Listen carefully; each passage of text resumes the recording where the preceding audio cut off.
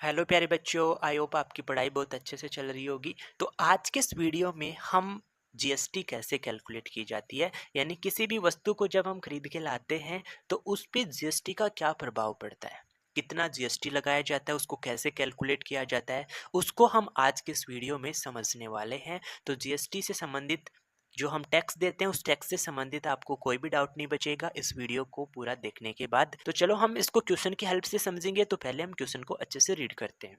क्या दे रखा, किसी दुकान पर एक जोड़ी रोलर स्केटिंग पहियों पर घूमने वाला जो जूता होता है, स्केटिंग शूज होते हैं, उसका मूल्य 450 था। यानी जो स्केटिंग शूज थे उसका हमें कॉस्ट प्राइस कितना बताया गया, 450 रुपये। जब हमने उनसे पूछा कि इसका क्या कॉस्ट है तो उन्होंने बताया कि इसका कॉस्ट कितना है, 450 रुपये है। वसूले गए बिक्री कर की दर 5% थी। देखो ये तो उसका कॉस्ट प्राइस था, हमें इतने रुपए अगर हम उसको देंगे तो हमें वो स्केटिंग शूज नहीं मिलेंगे। उसने कहा कि इस पे आपको कर, जो बिक्री कर है वो अलग से देना पड़ेगा। बिक्री कर, जो बिक्री कर है वो हमें अलग से देना पड़ेगा, और कितना परसेंट देना पड़ेगा, 5%। आप कर का मतलब टैक्स समझो, टैक्स हमसे लिया जाता है। तो हमें क्या करना है, बिल की देय राशि ज्ञात करना है कि हमें कितना राशि दे करना पड़ेगा, कितना राशि हमें देना पड़ेगा। तो इसके लिए एक छोटा सा फॉर्मूला होता है। अगर हमें देय राशि पता करनी है तो कॉस्ट प्राइस के अंदर, उसके बिक्री मूल्य के अंदर हमें बिक्री कर को जोड़ना पड़ेगा। तो ध्यान से समझो कि उसका बिक्री मूल्य कितना है, 450 रुपये है, और इस 450 रुपये पे हमें 5% क्या देना पड़ेगा, टैक्स देना पड़ेगा। तो तुम इसका 5% निकाल लो। इसका हम क्या करेंगे, 5% निकाल लेंगे। एक जीरो से एक जीरो चला जाएगा। और जब हम 45 को 5 से गुना करेंगे तो 5 को 5 से गुना करेंगे 25, 5 2 बचा, 5 को 4 से गुना करेंगे 20 और 2 22, यहाँ पे 22 आ जाएगा। और इसमें आपको 10 का भाग देना है। 10 का मतलब आप एक अंक के बाद क्या लगा दोगे, डेसिमल पॉइंट लगा दोगे। 22.5 रुपये हमें क्या करना पड़ेगा, बिक्री कर देना पड़ेगा।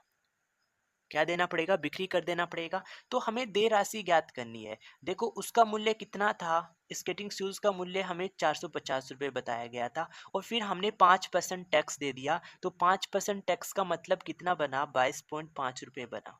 22.5 रुपये बना। तो अगर हम इन दोनों को जोड़ेंगे तो 0.5 ऐसा कैसा आ जाएगा, 0 + 2 2 आ जाएगा, 5 + 2 7 आ जाएगा, और 4 आ जाएगा। यानी 472.5 रुपये हमें पे करने पड़ेंगे, तब हमें दुकानदार स्केटिंग शूज देगा। तो क्या आप सबको समझ में आया कि उसका ओरिजिनल जो कॉस्ट प्राइस होता है वो तो अलग होता है, लेकिन उस पे जो परसेंटेज टैक्स होता है वो हमें अलग से पे करना पड़ता है। समझ गए आप इस क्वेश्चन को। एक और क्वेश्चन आप समझो। सलीम ने एक वस्तु 784 रुपये में खरीदी जिसमें 12% जीएसटी सम्मिलित था।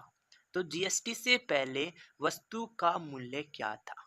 हमें जीएसटी से पहले वस्तु का मूल्य ज्ञात करना है। तो सबसे पहले तो सभी को मैं बता दूं कि यहाँ पे जीएसटी एक प्रकार का टैक्स है। तो यहाँ पे जीएसटी का फुल फॉर्म भी आप सभी को पता होना जरूरी है। तो जीएसटी का फुल फॉर्म होता है गुड्स एंड सर्विस टैक्स होता है। जी मतलब होता है गुड्स, जो सामान होता है। एस मतलब होता है सर्विस, और टी का मतलब क्या आ जाएगा, टैक्स आ जाएगा। तो जो सामान पे टैक्स लगता है उसी को यहाँ पे शॉर्ट में क्या कहा गया, जीएसटी कहा गया है। तो इसने कहा कि जब वो उस वस्तु को 784 रुपये में खरीदा, 784 रुपये में खरीदा, तो ये 784 रुपये में 12% जीएसटी भी शामिल था। 12% क्या था, जीएसटी भी शामिल था। तो जीएसटी से पहले हमें क्या करना है, वस्तु का मूल्य निकालना है। यानी आप ऐसा समझो हमें कॉस्ट प्राइस निकालना है। हमें क्या निकालना है, कॉस्ट प्राइस निकालना है। तो आप इस क्वेश्चन को कैसे करोगे, सबसे इजी तरीका बता रहा हूँ, ध्यान से समझना। जब हमने जीएसटी नहीं जोड़ा तो उससे पहले उसका मूल्य कितना था, 100% था। देखो किसी वस्तु का जो मूल्य होता है वो अपने आप में आपको हमेशा कितना परसेंट लेना है, 100% लेना है। राइट है, उसका जो वास्तविक मूल्य था वो कितना था, 100% था। अब इसमें क्या किया गया, 12% जीएसटी जोड़ दी गई। इसमें क्या किया गया, 12% जीएसटी जोड़ दी गई। तो उसका मूल्य कितना हो गया, 112% हो गया। उसका मूल्य कितना हो गया, 112% हो गया। तो ये जो 784 रुपये है ये 112% है, क्योंकि ये जीएसटी को मिला के मूल्य बताया गया है। तो ये हमें कितना परसेंट का मान दे रखा है, 112% का मान दे रखा है। ध्यान से समझना, ये दे रखा है जीएसटी को मिला के, यानी 112% का मान दे रखा है। और हमसे पूछा कि जीएसटी से पहले वस्तु का मूल्य क्या था, तो जीएसटी से पहले, जीएसटी जोड़ने से पहले वस्तु का मूल्य कितना था, 100% था। यानी मैं इसको क्या कर दूंगा, 100% से गुना कर दूंगा, तो मुझे इस क्वेश्चन का आंसर मिल जाएगा। इस क्वेश्चन का आंसर मिल जाएगा। इसको सरल कर लो। देखो, आप परसेंट से परसेंटेज हटा दोगे। अगर आप 112 का टेबल 7 बार बोलोगे, इतने बार बोलोगे 7 बार, तो आपको क्या मिलेगा, 784। और 7 को आप 100 से गुना कर दोगे, तो आपको उस वस्तु का कॉस्ट प्राइस पता चल जाएगा 700 रुपये। और यही जीएसटी से पहले का मूल्य था। यही जीएसटी को जोड़ने से पहले उस वस्तु का क्या था, मूल्य था। और यही आपको इसका आंसर निकालना था। तो समझ में आया।